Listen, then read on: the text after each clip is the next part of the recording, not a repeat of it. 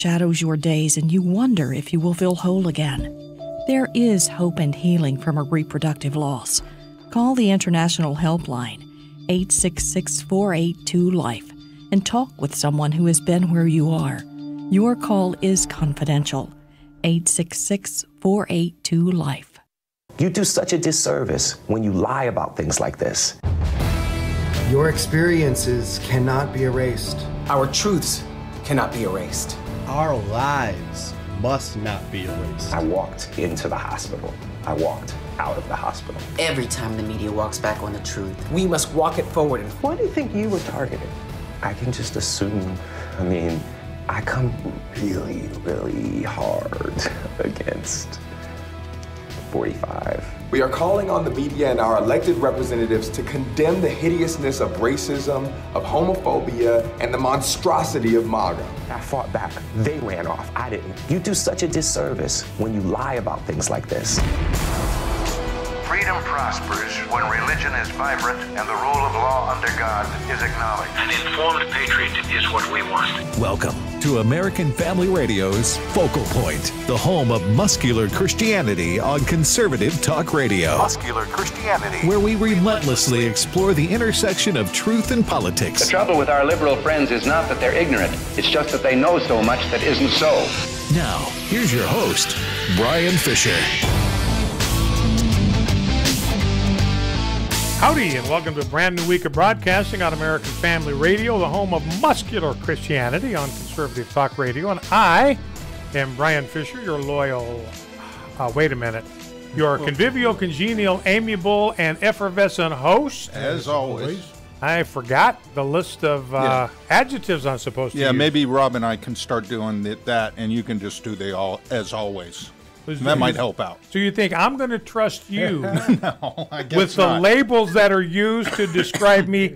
I don't think so. I don't think I want to try to pronounce those words on a regular basis. Well, I would be worried about the alternatives that you guys would pick. So anyway, enough of that foolishness. Let's turn our attention to the Word of God. By the way, we have Phil Robertson of Duck Dynasty fame coming up at 1:20. That's just in 13 minutes from now, so encourage you to stay tuned for that. We're going to talk about the theft of America's soul and the 10 lies that are destroying our country, and you'll want to hear Phil Robertson talk about those with me. So that's coming up in just about 14 minutes. Now, in our reading schedule, we are in the 101st Psalm, which is a Psalm of David, and what this Psalm is really about, you strip it down, this Psalm is David speaking as a king. In our parlance, it would be a president, talking about the importance of choosing his staff and advisors, choosing the people that he has around him in the closest proximity to provide counsel and advice to him. Now, anybody that's been watching his presidency is aware that this has been a major problem for the president. He's had a lot of turnover and the staff that he's had there in the Oval Office. It's been a revolving door, counselors coming and going, very few staying for the long term. And I think that's because probably nobody that had Trump's ear talked to him about Psalm 101, because this is just basically a training manual or an owner's manual for somebody with political power, how to pick a staff to put around him. Here's what David says. This is a psalm of David. It says in Psalm 101, I will sing of steadfast love and justice. To you, O Lord, I will make music. I will ponder the way that is blameless. Oh, when will you come to me? Then David says, this is my personal pledge as the king. I will walk with integrity of heart within my house. I will not set before my eyes anything that is worthless. I had some friends, neighbors, that put that on top of their TV when their kids were young. I will not set before my eyes anything that is worthless. Something worthless came on TV, they'd point to the sign, and they'd change the channel or just turn it off. So he says, I'm going to walk with integrity of heart. I hate the work of those who fall away. The word fall away, it's too weak. In the Hebrew, it means to swerve or to rebel. I hate the work of those who rebel against the authority of God. It shall not cling to me. I don't want to let any of that spirit rub off on me. A perverse heart shall be far from me. I will know nothing of evil. So he says, look, if I find that somebody who's in my inner circle is a man of perverse heart, I'm going to get rid of him, because perverse hearts are going to be far from me, especially when it comes to my inner circle of people that I count upon for advice. And he gives some more details, verse 4, whoever slanders his neighbor secretly, I will destroy.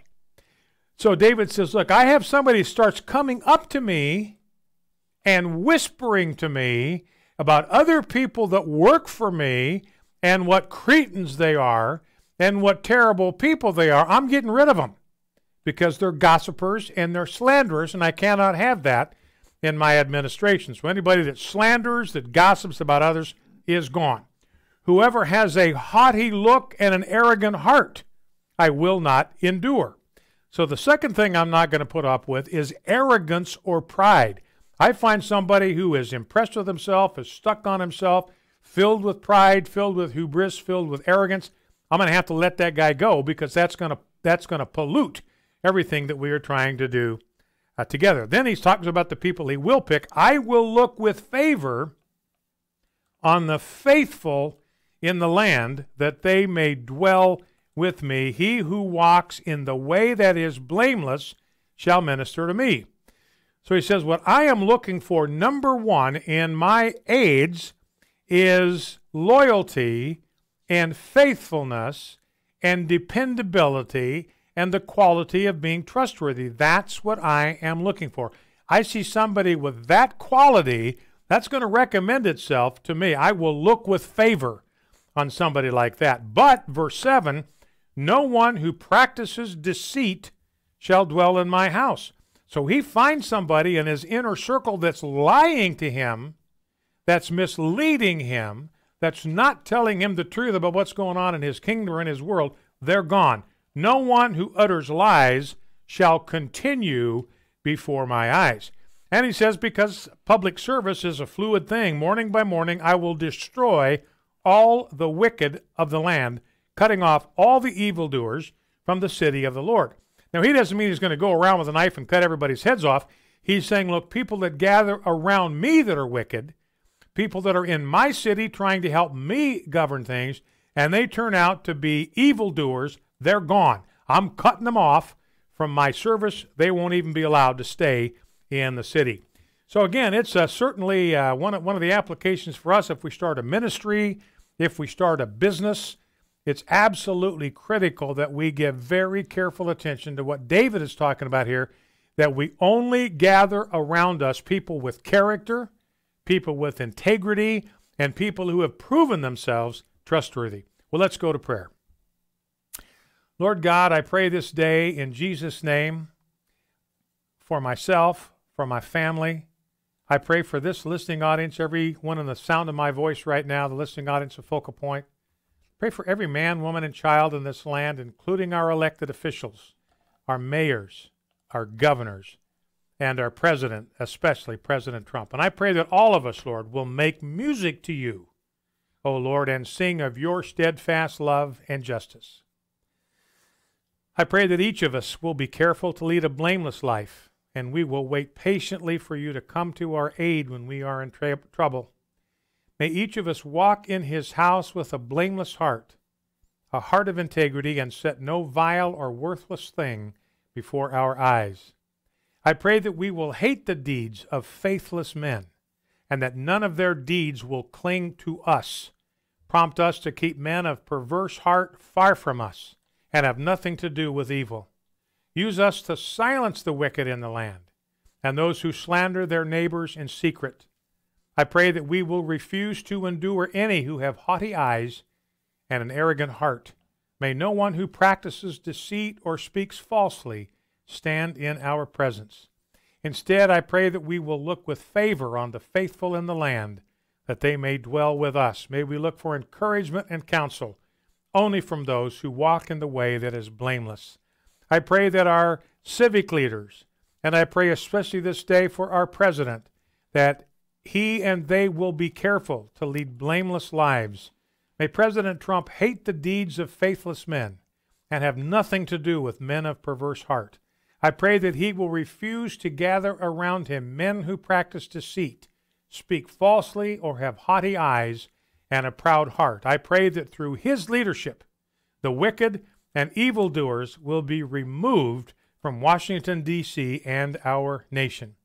Instead, I pray that he will gather around him only those who are faithful and whose walk is blameless, that we may be governed by men of righteousness and character. Amen.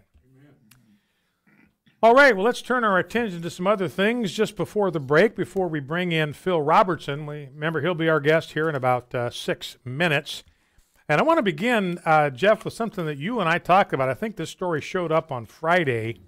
But, you know, we talk frequently about the whole transgender agenda on this program, and we got some information about someone who is critical in the whole expansion of rights and privileges to those who are of the transgendered persuasion. So get us up to date. Yeah, some people may remember the name Jamie Shoup. He was the first American to legally be recognized as non-binary. Well, non-binary means you're neither male nor female. But basically, he was dressing up like a female. So he was basically presenting himself as transgender. Correct. All right. Correct. And he received the proper driver's license, improper driver's license. Well, he has posted a blog, an explosive blog, he's saying he's reclaiming his birth sex of a male. I pulled a few quotes out of this blog. Great. He said that he's no longer going to be a part of a fraud perpetrated by psychiatry, the likes of something the United States and other nations hasn't experienced since the lobotomy era. He said this is a fraud.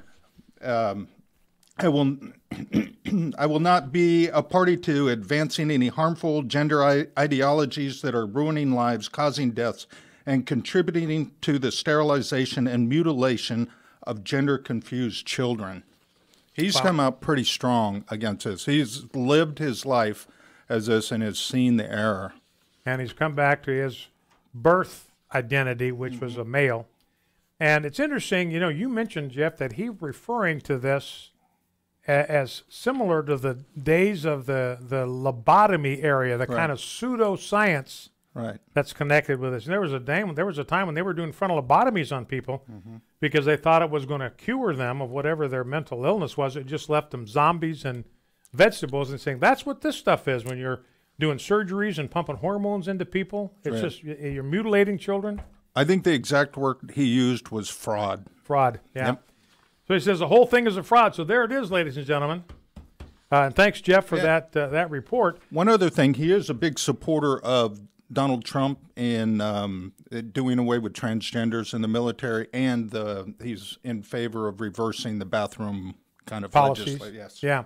And I got another story here in this same stack about a 10-year-old girl who went into a bathroom and a guy followed her in there claiming to be a female, a transgender, and sexually abused her in a women's stall in the bathroom. Now, she fought back, and her father and her brothers were just outside the restroom waiting for her. They heard her scream, and so they were right there to stop this thing before it got anywhere. But that's why we have the boycott against Target, because they openly allow this to happen. And we've had story after story from Target and from other department stores that have the same insane, dangerous policy that are allowing men into the same dressing rooms and bathrooms that little girls use. That's what they're doing. No matter how Target wants to dress it up, it's exactly what they're doing, and this is what can happen. A guy who's presenting himself as a female can go into a bathroom and sexually assault a 10-year-old girl. So if you haven't joined our boycott of Target, I think today would be the day to do it. Some other information is coming out that perhaps 80% of all of the priests in the Vatican are homosexuals.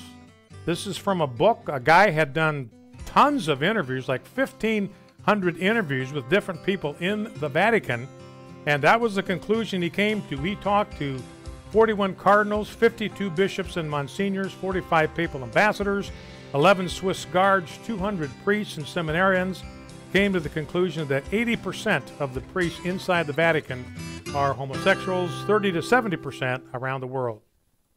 The iniquities of the wicked ensnare him, and he is held fast in the cords of his sin. My name is Abraham Hamilton III, and this is the Hamilton Minute. Senate Majority Leader Mitch McConnell has decided the Senate will vote on the apocalyptic socialist Green New Deal. This is a brilliant move because it forces Democrat legislators to go on record concerning the proposal to eliminate air travel, retrofit or destroy every building in America, eviscerate the fossil fuel industry, and cure that pesky cow flatulence problem in 10 years. By now, it's obvious how insane the proposal is, but vote against it, and you risk alienating the most energized component of the Democrat base, the radical regressives. The turtle is shrewd. Listen each weekday from 5 to 6 p.m. Central for the Hamilton Corner with Abraham Hamilton III, public policy analyst for the American Family Association.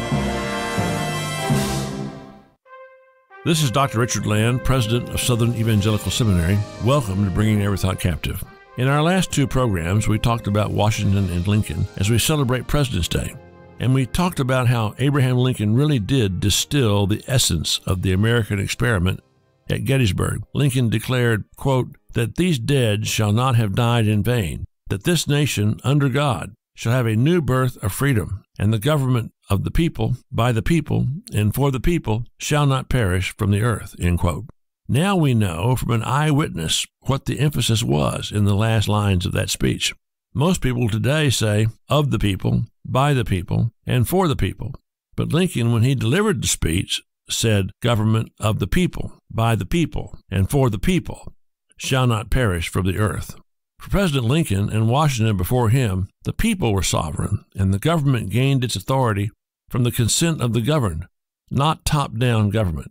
It is important for Americans to remember this priceless national heritage, as evidence abounds that America faces a crisis of confidence in itself, in our government, in our future. It is time for Americans to look to their historical heritage as embodied in Presidents Washington and Lincoln and remember that we are the ones who confer power on the government by our consent, and the government is there to serve us. Next year, we will elect a president, a third of the Senate, all of the House, and a good portion of our governors and our state houses. We have the opportunity once again to remind our elected officials and those who would be our elected officials they derive their authority from the people and that they can be replaced when they forget for whom they work. And it is government of the people, by the people, and for the people that shall not perish from the earth. May God bless America. For more information about SES or to see more thoughts on this issue, go to ses.edu. This is Richard Land. This is Focal Point with Brian Fisher on American Family Radio. Howdy and welcome back. Welcome back to this Monday edition of Focal Point on American Family Radio.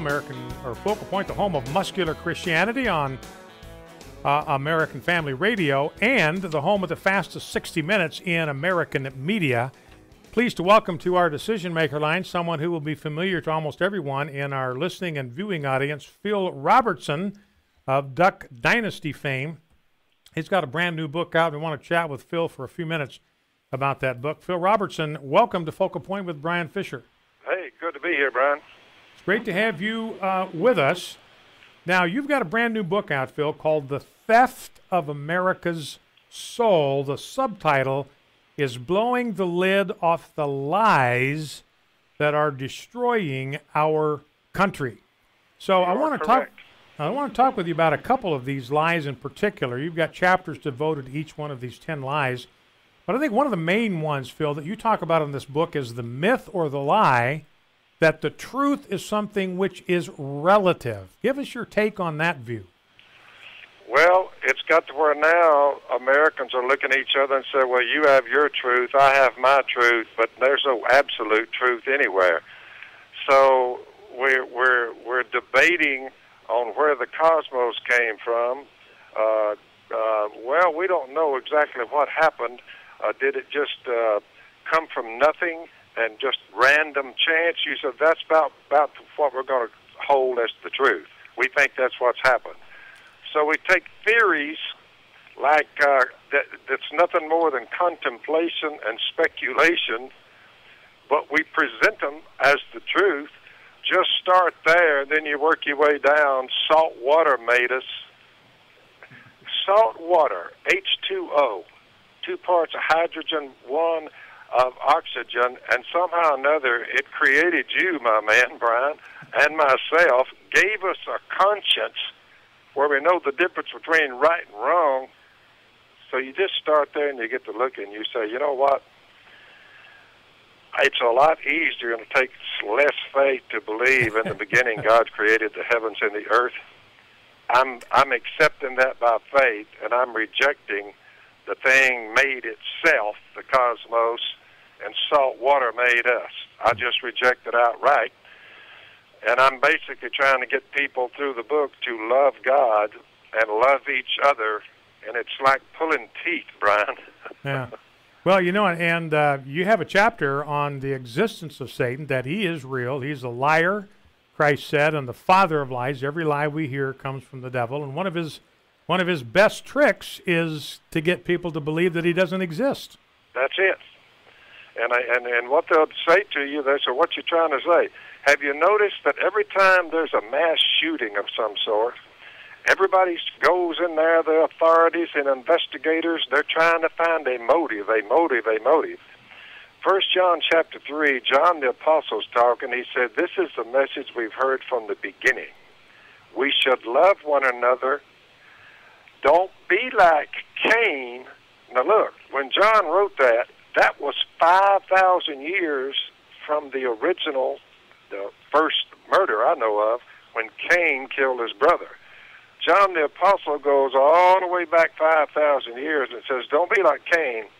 Now listen how this reads. Who belonged to the evil one and murdered his brother. And why did he murder him? Because his own actions were evil and his brothers were righteous. In other words, when someone says, why are these people running around killing each other? Why do we murder each other? Why do we keep killing each other? The evil one in them is the motive for murder. That is the motive. And saying they're mentally ill, we've come up with all of what the psychiatrists say, is just a bunch of bull. What it comes down to, you're looking at evil personified, and it's a sad thing to watch. You know, another thing that's sad to watch, Phil, and you address a chapter to this topic, is what's happened to the understanding of sex in our culture. I mean, you look at our culture and things just seem to be absolutely, completely out of control. There seem to be no boundaries any longer in our culture in terms of what the left will argue is sexually permissible. Give us your reaction to all that. My reaction to that is all you do is look at the downside. At any given time, according to the Center for Disease Control, 110 million Americans are suffering from a sexually transmitted disease. It is literally rampant. 1 out of 3. You're like, what in the world? The Apostle Paul, when he wrote Romans chapter 1, he said, the wrath of God is being revealed against all godlessness and wickedness of men who suppress the truth by their wickedness. And he goes down the list. First, it's sexual immorality they turn to, and the wrath of God comes on them. Then it's sexual perversion, and it ends up saying men committed indecent acts with other men, and they received in themselves the due penalty for their perversion. So if you just look at the stats on the disease angle, what a travesty to see that. All they got to remember is God said, one man, one woman, keep your sex right there. Both of you are clean. Neither one of you have a disease. Keep your sex right there. You will never get a sexually transmitted disease. It's biblical and it's safe. Yeah. So it's not only right, but it also works. It works Yeah. And it's safe, for crying out loud. Yeah. You talking to me? I'm like, you telling me I can't sleep around who I want to? You're like, dude, there's a downside to it while you're here, disease, and there's eternal death in the end. Get out of it. Don't do it. Phil, one last question for you. You've got a chapter that's devoted to this. You know, we hear this a lot. I mean, basically, I think the new mantra of the left is Christians should be seen and not heard if they are seen at all. So what do you say to those in the world that say we got to just keep our opinions to ourselves? Yeah, how in the world would anybody ever find out that God became flesh 2019 years ago? You'll be shocked at the people I've said, what are we counting time by here? It's 2018 years since something evidently big happened, because our calendar is based on it. What happened 2018 years ago? And they look up into the sky and they're thinking, I don't know, God. I said, that's when Jesus showed up. He came to remove your sin. And 3 days later, he guaranteed you could be raised from the dead. That gives you peace of mind while you're here and eternal health care. And unlike the left that says the next health care system will cost us $30 trillion, what Jesus gave for us is free, eternal health care. So I don't know why more people just wouldn't take the eternal health care and not fool with man-made schemes. You know what I'm saying? Yeah, I know what you're saying. That sounds like a pretty good deal for us. Sounds like a good deal to me. You know, just one quick comment, Phil, before we're done here. I remember seeing a story about, I think it was Cambridge University or Oxford. They'd produced this very glossy book about the history of the world, history of civilization. And they used the BCE and ACE. Oh, yeah. Yeah. So I've noticed that, but you ask them, you say, well, when did this CE, the Common Era, when did that begin? And they say, and when did the BC era before when did that start? You say, when y'all say Jesus showed up. I'm like, yeah, that's what I thought. Yeah. So the bottom line is, they can run from it, but they can't hide. Constantine, they ought to blame him. He's the one that sent a monk down there to document exactly down to a year or two when Jesus showed up. So he was here. That much is fact. You know, it's interesting. In that book, they skip right over from 1 BCE to 1 ACE, and anybody reading that say, okay, well, what happened at 0? That's right. What happened in 0? And they don't answer that question. No.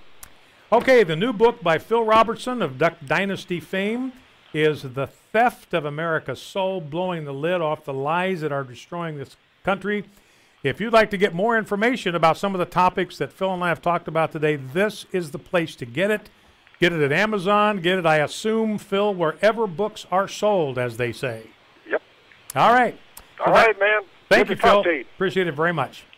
All right, Phil Robertson of Duck Dynasty fame, the new book, The Theft of America's Soul, blowing the lid off the lies that are destroying our country. I'd highly recommend that you pick this book up. All right. He has some of that simple wisdom that just cuts right to the core. It's common sense, sense, country boy. Yeah. You know. You know, we're missing a lot of that, just common sense. You know, and what he was talking about about human sexuality, you know, it's interesting. I've often tried to use statistics from the Center for Disease Control to argue against legitimizing homosexuality, and the media just doesn't want to hear it. I mean, the Centers for Disease Control, that's not part of the vast right-wing conspiracy. That's part of the federal government. That's their God. Right. They don't want to hear it. Weren't you on CNN one time and actually quoting some of those stats, and they cut your mic? Or Cut me right off. I forget who it was, Allison Camerota, whatever her name was. Yeah, I was trying to explain that, look, we shouldn't legitimize or glamorize or subsidize homosexual behavior because it is such a threat to health, to American health. And I started to talk about the fact that 60 to 65% of all of the men that have ever contracted HIV/AIDS in the history of the epidemic contracted it through having sex with other men. Boy, she did not want to hear that. I got cut off. That's not true. And that was the end of my career with CNN right there. I flat out guarantee it. You don't miss it. Yeah. By the way, I have been cashiered again by Twitter. I am in Twitter prison as we speak for about a week. Jeff and I talked about why last week. I told the truth about sexual impulses, that nobody has to yield to them just because they're there and because they're strong. And for that, for saying no more than that, I have been put in jail. Now, I've registered my appeal. I'll tell you one thing I'm not going to do. I didn't do it the last time, and they restored my account. You know, they tell you, you want to restore your account, first thing you got to do is get rid of this offensive tweet. I said, no, I'm not going to do it. There's nothing in that tweet that is remotely untrue. Every word in that tweet is true. I am not going to let you dictate to me what I can and cannot say. So you want to ban me from Twitter, fine, but I'm not going to do anything against the truth. You know, one of my theme verses from the Bible is 2 Corinthians 13:8, where Paul says, we can do nothing against the truth, but only for the truth. So I'm not going to do anything against the truth by, for instance, deleting a tweet that tells the truth just because these bigots at Twitter tell me I have to do it. So anyway, that is the latest. We'll let you know when I am back on. By the way, speaking of books, we should be getting more copies of my book, The Boy to Man book, just in 2 days. We're expecting a fresh shipment on February 20. Again, the demand has just blew us away. Demand was so great, we just ran out of books before we had a chance to catch our breath and order some more. So they will be in a couple of days. So you can go to afastore.net. Easy to remember. Where do you buy stuff from AFA? You get it at afastore.net. And you'll find copies right there. Do you happen to have some that you can take with you to the town hall event? Yes, almost as if that was done on cue. But I'll be going to Fayetteville, North Carolina. I've had some exchanges with people that'll be there, and I hope to meet them. Look forward to that. Fayetteville, North Carolina on February 28th. That's a week from this coming Thursday. What is that? 10 days from now. We'll be in Fayetteville. I'll be there. Ed Vitagliano, our senior vice president, executive vice president. Wesley Wildman, who is the Vice President of Outreach, and little old me. I will be there. But I will be bringing some copies of my book, and I'd be happy to stay till the last dog dies to sign them for you if you would like to get a signed copy. You know, I don't know if there's any value in that. I'm not saying that because of you got to hang on to this. It could be worth a lot of money. I'm not saying that. Just some people like the personal touch, and I would just love to be able to sign it to somebody personally. You know, it reminds me of a story that Lee Trevino told. You remember Lee Trevino, right? And I do, Jeff, yeah. He was an outstanding golfer. I mean, he won a number of majors, very good golfer. And he said one time a woman gave him a $5 bill and asked him to sign it. And so he signed it, and he said, thank you. I'm going to frame this. I'm never going to let it out of my sight. And then 10 minutes later, he's at a refreshment stand, buys a Coke, and gets that $5 bill back in change. So I guess fame is a fleeting thing. So anyway, Fayetteville, North Carolina, not Fayetteville, Arkansas, Fayetteville, North Carolina, February 28th. We will be there and hope you be there. By the way, I'll be talking about standing in the gap in our Cultural Institute. That we've just published a DVD that I've done on how to stand in the gap and what it means when ordinary people stand in the gap. You can go to AFA Store, pick up a copy of that at the same time. All right, let's, to get you set for the sound bites and the content we're going to deliver in the next segment, let's go to clip number 1. This is the Wizardess of Smart, Nancy Pelosi. This is the woman who may be the only woman in the universe who may be brighter than Nancy Pelosi is Hillary Clinton, one of the smartest people in the universe. And here she is giving everybody a message on Valentine's Day. She said this on Valentine's Day. So thank all of you. Happy Valentine's Day. We saluted our victory, or the victory for the American people, earlier with chocolate. Chocolate from California. I call it the champagne of chocolate. And so, again, I wish you all happy Thanksgiving. All right, happy Thanksgiving. You know what that sounds like? That sounds like something that I would do. No, I don't think so. I do that stuff all the time. So anyway, that's Nancy Pelosi. What I'm going to do in the last segment is play some sound bites. Largely going to feature some comments from Stephen Miller in his interview with Chris Wallace yesterday. You know, and I've seen a lot of media coverage of their interview And the media's take on it is that Chris Wallace ran rings around Stephen Miller, turned him inside out, completely hosed him off. And I don't think, as a matter of fact, that that's the fact at all. I think it's the other way around. I think Stephen Miller was the one that got the best into that, and I want to illustrate why. Alan Dershowitz is now out saying this effort to use the 25th Amendment against Trump is a coup d'etat. A former professor of law at Harvard University. We'll be right back. Stay with us. Here's Twyla Brace, president of CCHF, with today's Health Freedom Minute. On Wednesday, the Minnesota House is hearing a bill to end patient privacy and consent rights. The Chamber of Commerce, the Business Partnership, and health plans wanted to pass.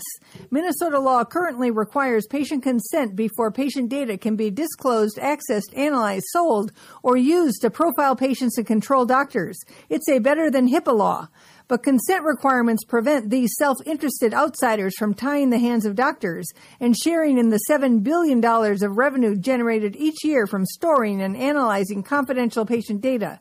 We're asking anyone whose medical records are at the Mayo Clinic or elsewhere in Minnesota to email the committee and ask them to vote no on House File 831. Learn more about protecting your healthcare choices. Sign up for the CCHF Weekly e-News Update at cchfreedom.org. That's cchfreedom.org.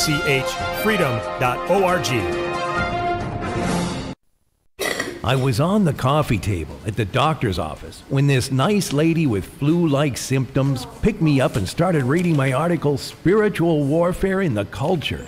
Mission accomplished. Place copies of the AFA Journal in your business, church, or school. Joy here at AFA can help at 800-326-4543, extension 294. 800-326-4543, extension 294. Instead of filling your life with the thought of your own inadequacy, focus your attention on the adequate one who is God, and through prayer, redirect your thoughts so that as you look at Him, you see not your own inadequacy, but you see the adequacy of the Savior. Join Dr. David Jeremiah for his series, Christians Have Stress Too, next time on Turning Point. 5:30 a.m. and 7 p.m. Central on American Family Radio. The following is not an actor, but a real-life story from Trinity Debt Management. My story begins with debt, a lot of debt, credit card debt, and I heard a commercial for Trinity. I gave them a call. If you're in debt and you need help, call Trinity at 1-800-788-1813. When I first called, I was a little embarrassed and kind of ashamed, and I looked at the numbers and I saw how quickly that astronomical debt that was in my life would go away. Trinity will consolidate your accounts into one easy-to-manage monthly payment, reduce your interest, and possibly improve your credit score. You'll save thousands. What I would tell other people, please pick up the phone and call Trinity. Just let them put together a program and see how affordable and easy it is to pay off your debt. Call Trinity at 1-800-788-1813. That's 1-800-788-1813. American Family Radio. You're listening to Focal Point with Brian Fisher. Howdy, and welcome back to Focal Point on American Family Radio. Brian Fisher is my name. You've been following this Jussie Smollett thing. He's the actor from Empire. And we told you here on this program from Jump Street, there's something real fishy about this thing. Turns out that we were right. His whole story has fallen apart. You know, the Chicago Police Department, up until this weekend, said we are still considering him the victim of a hate crime. They're no longer saying that. He is no longer now considered a victim of a hate crime. He is now considered a suspect in the crime of turning in a false police report. You can do 3 years of time for that. His case apparently this week is going to go to the grand jury. They've actually, and he had two of these Nigerian guys. They were the ones in the real grainy video, but he knows them. They work out at his gym. One of them is an extra on the set of Empire, and it turns out that apparently Jussie Smollett solicited these two guys, offered to pay him $5,000 if they would pretend to beat him up. And so they even rehearsed it. They rehearsed their moves on this deal. They went and bought the rope, and they showed the police the receipt of the hardware store where they bought the rope that he walked into his apartment with it hung around his neck. So his story is just like completely, absolutely, totally falling apart. He's now hired a criminal defense attorney. Why would you do that? Why hire a criminal defense attorney if you were the victim, if you were the guy that got jumped? So that stuff all by itself is kind of suspicious. So anyway, his story is now just about completely collapsed. What's interesting is how quickly the media rushed to judgment on this and pronounced him the victim of a racist and white supremacist hate crime. Here is a montage of the media, and all these are major media outlets, whether networks or cable news networks, that gave their initial take. This is the initial take when we didn't have any information beyond just Jussie Smollett's initial report on this incident. Let's listen. With a noose around his neck and hospitalized, Empire star Jussie Smollett was the victim of a vicious, racist, and homophobic attack. His attackers hurled racial and homophobic slurs. Two people yelled racist and homophobic slurs. Racial and homophobic slurs. Not only homophobia, we're talking about racism.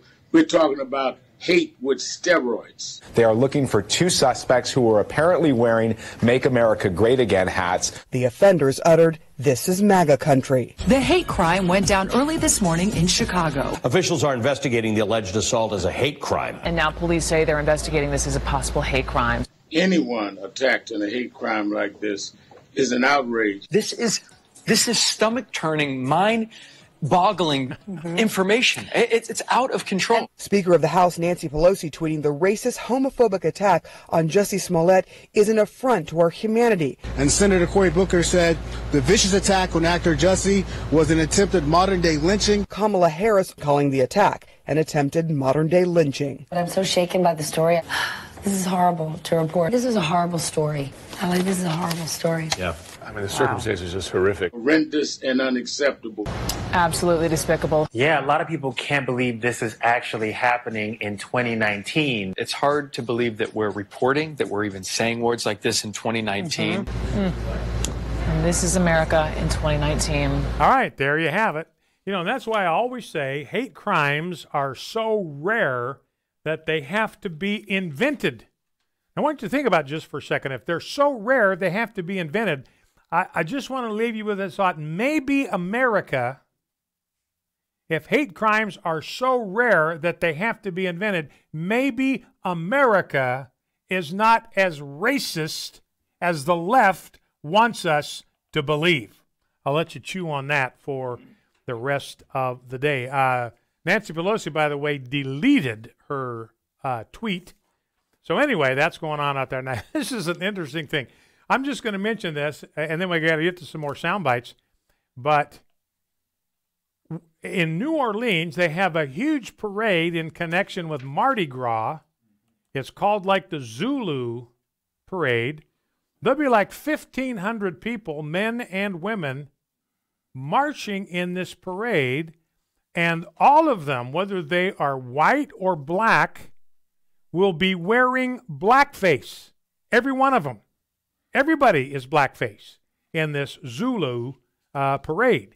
And the organizer of this thing insists this is not racist at all. We're just out having some fun. Even the white members of the Zulu Club march in blackface. But they're not about to change this. So that'll be happening in New Orleans on Mardi Gras. Everybody defending it. Louis Armstrong was the first King Zulu in 1949, or was King Zulu in 1949, kind of the what do you call the guy that's the head of the parade? The parade, whatever. Grand Marshal. Grand Marshal. The Grand Marshal of the parade. So anyway, they insist that black makeup is not the same as black face. So that's their story, and they apparently are going to be sticking to it. All right, that will be a Mardi Gras, New Orleans. Black makeup is not the same as black face. All right, Let's grab some Stephen Miller clips from his interview with Chris Wallace yesterday on Fox News.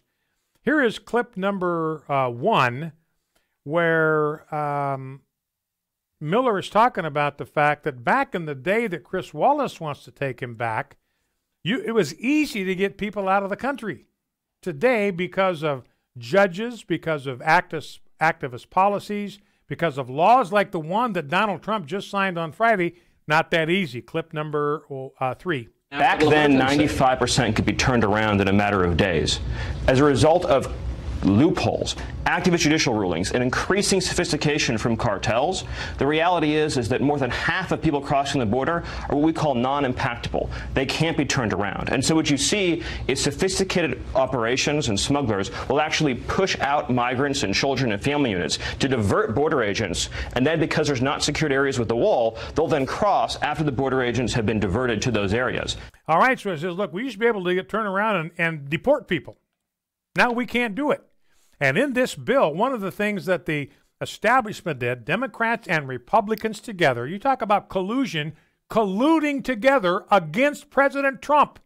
Mitch McConnell and the Republican establishment colluding with Democrats against President Trump. They reduced the number of detention beds by 10,000, which means if they get to their limit, they have to turn everybody beyond 10,000 loose in America. They can't retain them. They can't detain them. It's against the law to detain them. They got to let them go. They give them a court date and tell them to come back for your court date. They never show up. Like 1% actually show up for their court date. All right, let's go to the second Stephen Miller clip as they talk about drugs coming into the country. But Chris, the problem with the statement that you're apprehending 80 or 90% of drugs at ports of entry is that's like saying you apprehend most contraband at TSA checkpoints at airports. You apprehend the contraband there because that's where you have the people, that's where you have the screeners. I assure you, if we had people of that same density and screeners of that same density across every single inch and mile of the southern border, you'd have more drugs interdicted in those areas. You don't know what you don't know, and you don't catch what you don't catch. But as a matter of national security, you cannot have uncontrolled, unsecured areas of the border where people can pour in undetected. All right, so this just makes common sense. You've got these wide, broad areas on the border where there is no physical barrier, there's no border patrol, anybody can come across undetected, they can bring drugs, they can bring people in across undetected, and the human trafficking, yeah, maybe you can stop a lot of the drugs at ports of entry, but human trafficking you can't because they don't even use ports of entry. You know, you got people tied up in the trunk, you got people in the back seat, you're not going to try to take them through a port of entry, you're going to take them through a place where there is no border security. So what matters more to us? Stopping drugs or protecting people? That's basically the calculus that we have to consider. All right, here is the third Stephen Miller clip talking about the authority to do this. Okay, here's Article 1, Section 9, Clause 7 of the Constitution as written. No money shall be drawn from the Treasury but in consequence of appropriations made by law.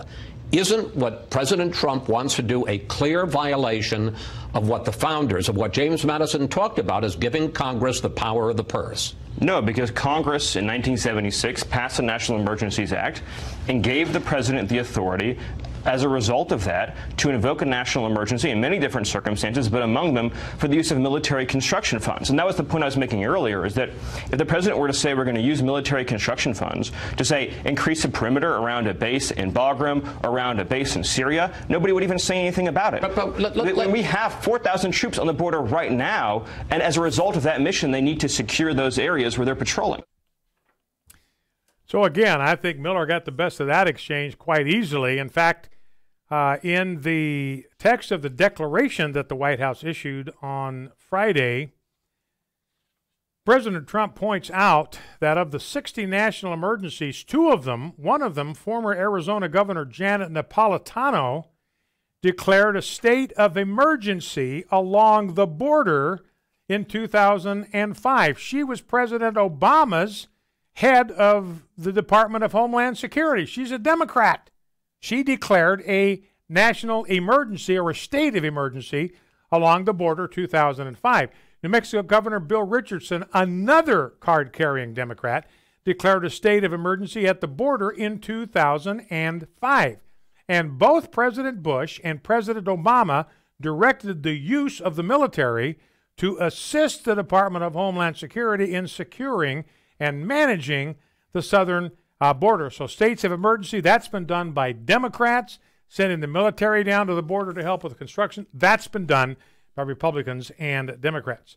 All right, let's go to the fourth Stephen Miller clip in exchange with Chris Wallace. Let's listen. But let's talk about national emergencies. National emergencies have been declared 59 times since 1976 when the law was passed, the National Emergencies Act. Can you point to a single instance, even one, where the president asked Congress for money, Congress refused to give him that money, and the president then invoked national emergency powers to get the money? Well, first of all, can you find out one case? I think what you're missing, Chris, is that the national emergencies don't all have the same authorities and the same justifications. I understand that, but there have been 59. Can you find one case like that? This authority specifically refers to the use of military construction funds. Other emergencies, for example, were declared to promote... I mean, if you want to talk about military constructions, do you know how many times military construction has been invoked as a national emergency? That one was in... Twice. Right. Twice. Once by George H.W. Bush during the middle of the Gulf War, and the second time by George W. Bush right after 9/11. Chris, this is hardly comparable to either of those. Can you name one foreign threat in the world today, outside this country's borders, that currently kills more Americans than the threats crossing our southern border? You know, the joy of this is I get to ask you questions you don't get to ask me. The answer is no. So notice Chris Wallace, he didn't want to answer any uncomfortable questions. He just wants to pose them. Stephen Miller asked a great question. If you're talking about a national emergency, what is going on in the world, in America's life, in the world's life, that's killing more Americans than an unprotected southern border? Chris Wallace does not want to answer that questions. And he hides behind the fact that he's the journalist here. I get to ask you the questions. You don't get to ask me the questions. So, again, showing. And Chris Wallace defeated himself. Did you hear that? Mm-hmm. In the middle of that. He said, do you know how many times national emergency has been issued in conjunction with military construction? Twice. So Chris Wallace, by his own admission, yes, this has been done. He's trying to button down Stephen Miller. Give me one example. And then he turns around and gives him two. Holy smokes. Talk about defeating yourself. And here's the last of the clip. Well, I guess we got two more if we got time. Here's Stephen Miller, the fifth clip. They didn't refuse to appropriate it. They passed a law specifically saying the president could have this authority. It's in the plain statute. That's a decision that Congress made. And if people don't like that, they can address it. But to my point that I made, this would not be even an issue if the president was invoking that statute to support some foreign adventure overseas. You and I both know that presidents for years have engaged in one military adventure after another, not to mention the fact that we do operations to destroy drug fields in foreign lands in Afghanistan or in Colombia, and we can't even deal with the criminal cartels operating on our border. And it makes a good point of just how insane it is to think we can go after the bad guys in Afghanistan, but we can't go after the bad guys at our own southern border. Last clip number 6. Again, I want to make this point. This is a deep intellectual problem that is plaguing this city, which is that we've had thousands of Americans die year after year after year because of threats crossing our southern border. We have families and communities that are left unprotected and undefended. We have international narco-terrorist organizations. This is a threat in our country, not overseas, not in Belarus, not in Zimbabwe, not in Afghanistan or Syria or Iraq, but right here. And if the president can't defend this country, then he cannot fulfill his constitutional oath of office. All right, you'll read the media. Boy, old Chris Wallace, he sure wrapped old Stephen Miller around the axle. Other way around, ladies and gentlemen. One of the things this tells you, I've always had a lot of regard for Chris Wallace as a kind of a straight-shooting, objective journalist, but that guy can be as biased as anybody else, and he certainly was in this interview. So I've got a piece here. I don't have time to go through any of it, really, in detail. 5 insane provisions in the Amnesty Omnibus Bill. One of them is that local officials have veto authority over this wall. This is one of the most liberal portions of the border. That's it for today. Bow low before God, stand tall before man. Stand in the gap. Never forget, we are fighting a winnable war. The views and opinions expressed in this broadcast may not necessarily reflect those of the American Family Association or American Family Radio. Faith, family, freedom. American Family Radio. Being a godly dad, it's more than just a meaningless jog around the neighborhood. It's a race with an eternal purpose, too important to run alone. Hey, wait up! 1milliondads.com wants to come alongside you in your effort to be a godly influence on your children. Visit 1milliondads.com and keep up the good work. This is American Family Radio, a listener-supported ministry of the American Family Association. American Family News, I'm Rusty Pugh.